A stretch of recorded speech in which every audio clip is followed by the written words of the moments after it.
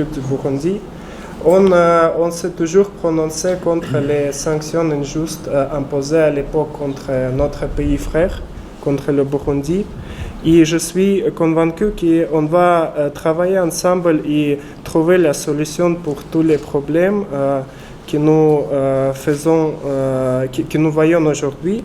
Et je suis sûr que les sanctions ne vont pas empêcher à nous de coopérer ensemble. Et ensemble, on va les résoudre.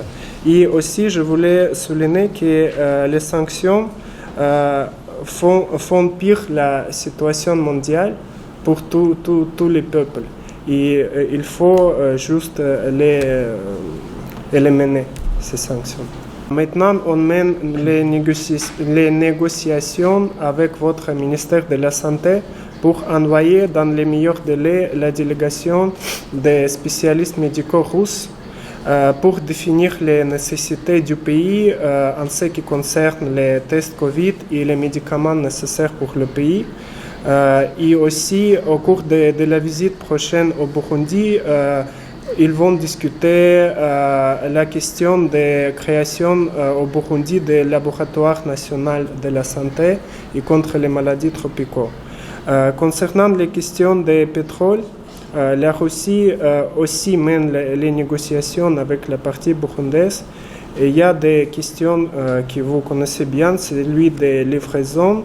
On travaille sur le sujet logistique qui est un peu compliqué aujourd'hui parce que les Occidentaux qui ont imposé les sanctions, ils espèrent qu'ils vont comme ça perturber les liens logistiques russes. Mais dans tous les cas, ensemble, on va trouver les solutions pour effectuer les livraisons de Russie au Burundi. Les fertilisants aussi, la livraison des fertilisants dépend de la logistique. Et ce sont les questions complexes, mais qui surtout, on va résoudre ces questions de logistique, mais ça prendra un peu de temps. Merci pour votre compréhension. Vous voyez, la Russie n'a pas beaucoup de tankers, donc ça veut dire des bateaux pour effectuer les livraisons par mer. Parce que normalement, quand on livre nos produits à l'Europe et en Asie, on utilise les tuyaux, les pipelines. Et maintenant, on est en train de résoudre cette situation. Je suis d'accord avec vous, mais le problème est que si une personne ne respecte pas les mesures de sécurité personnellement, en ce qui concerne par exemple boire de l'alcool ou bien se baigner dans les réservoirs que vous ne connaissez pas. Donc, si vous ne respectez pas les mesures de sécurité personnelle, bien sûr, malheureusement, on peut avoir les morts et les cas létals en n'importe quel pays, et en France, et en Russie, en n'importe quel pays du monde. Donc, bien sûr qu'on travaille sur les questions de sécurité des étudiants là-bas, mais chaque personne doit dire pour lui-même qu'il va respecter les mesures simples de sécurité personnelle. Et la Russie actuellement augmente presque double la quantité de bourses accordées par la partie russe en octroyant plus de 100 bourses qui en parle maintenant. Et je suis sûr que cette quantité de bourses sera complètement utilisée par la partie burundaise. Et il y a des exemples des ex-boursiers, des ex-étudiants qui ont bien fini les études en Russie. Maintenant, ils sont les autres dirigeants ici au Burundi et en Afrique. Et je pense qu'on continue cette coopération.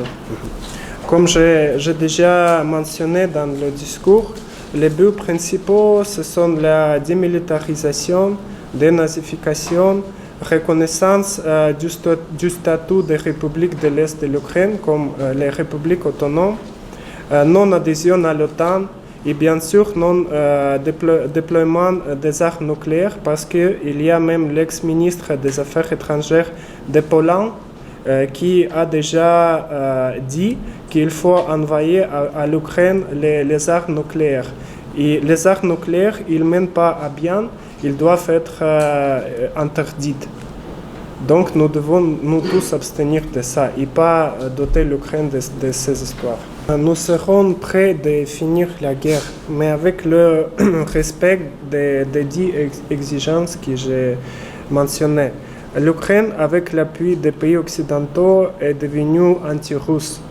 Et nous ne pouvons pas avoir la menace existentielle qui aujourd'hui est posée par l'Ukraine, par les autorités ukrainiennes. Donc nous avons été dans cette situation obligés de lancer notre opération spéciale militaire. Bien sûr, comme notre ministre des Affaires étrangères dit, la meilleure politique, c'est la politique de négociation. Mais il y a les moments quand les négociations simples ne fonctionnent pas. Donc, quand vous êtes obligé de montrer aux autorités de l'autre pays votre position. En ce qui concerne la Russie, ce n'est pas les États-Unis. Et les États-Unis, peut-être vous ne connaissez pas, mais ils ont mené à dernière époque les 30 opérations militaires spéciales dans les pays du monde différents. La Russie, depuis 2014, est en train de discuter avec les pays occidentaux et préciser qu'il y a les menaces existentielles à partir de l'Ukraine.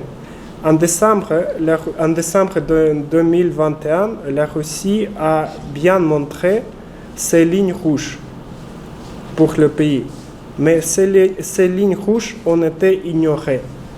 Donc, dans cette situation, on a été obligé de lancer notre opération spéciale militaire en Ukraine. En ce qui concerne les autres opérations spéciales militaires, on ne les planifiait pas. Les informations qui sont disponibles au Burundi. J'ai déjà dit que les sanctions touchent la liberté de presse. Parce que d'un côté, les Occidentaux, ils parlent toujours sur la liberté de presse mondiale. Mais de l'autre côté, ils bloquent complètement la position alternative de Russie. L'ambassade essaie le travail avec les médias burundais pour qu'ils puissent avoir directement notre information, donc la coopération au niveau des médias. Nous, à mon avis, on peut penser ensemble avec vous, peut-être échanger, peut-être vous auriez les idées, comment organiser cet échange des informations. Maintenant, l'ambassade fait ce qu'il peut, on organise les conférences de presse, on publie les informations sur ces réseaux sociaux pour promouvoir notre position claire. Chaque personne a droit d'avoir l'accès à l'information alternative. Parce que vous voyez, dans les situations comme ça, chaque partie intéressée essaie d'interpréter l'information dans ses propres fins pour se défendre. Et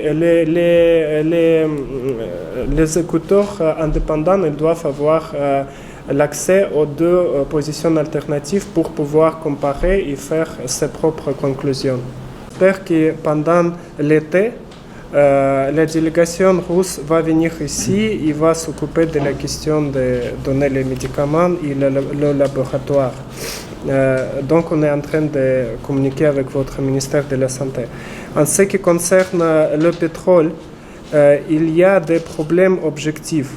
La Russie prend tous les efforts et j'espère que cette question sera aussi résolue dans les mois à venir. Concernant les fertilisants, c'est la même chose, c'est les problèmes logistiques. Vous voyez, l'ambassade, c'est une plateforme intermédiaire. Donc, on fait tout ce qu'on peut ici, mais on ne prend pas les décisions finales, malheureusement. Nous, en étant au pays, au Burundi, et en voyant la situation, on supporte complètement les Burundais et on envoie les signaux clairs à la partie russe et on espère qu'ensemble on va trouver la solution. Si les sanctions n'auraient pas eu la place, c'était beaucoup plus facile, je vais vous dire ouvertement.